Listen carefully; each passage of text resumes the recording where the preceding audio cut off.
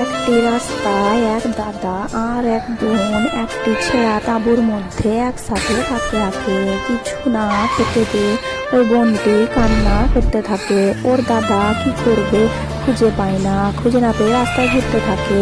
এরপরে সে একটি বুড়ো লোকের চায়ের দোকানে কাজ করতে থাকে।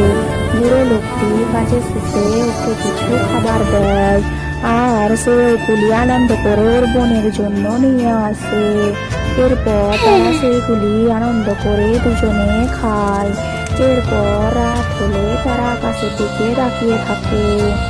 মাঝরাতে খুব বৃষ্টি হলে তারা খুব কষ্ট করে তাঁবুর ভিতরে থাকে। পরের দিন ওই বিড়ালটি রাস্তায় একটি টাকা ভর্তি ব্যাগ দেখতে পায়, কিন্তু সে ওই বিড়ালটি ওই ব্যাগটি তার মালিককে ফিরিয়ে দেয়। এটা দেখে একজন দয়ালু লোক একটি লটারির টিকিট দেয়। এরপরে ওই লটারির টিকিটটি নিয়ে কি করবে খুঁজে পায় না। এরপর কি হলো দেখতে হলে আমার ভিডিওটিকে লাইক দাও এবং চ্যানেলটিকে সাবস্ক্রাইব করো।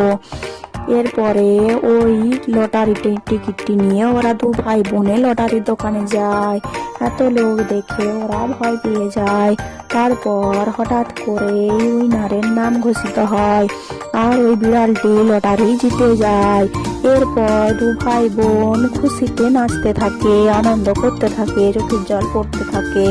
তারপর ওই টাকা দিয়ে ওরা একটি বাড়ি কিনে নতুন সেখানে তারা খুব ভালোভাবে থাকতে শুরু করে।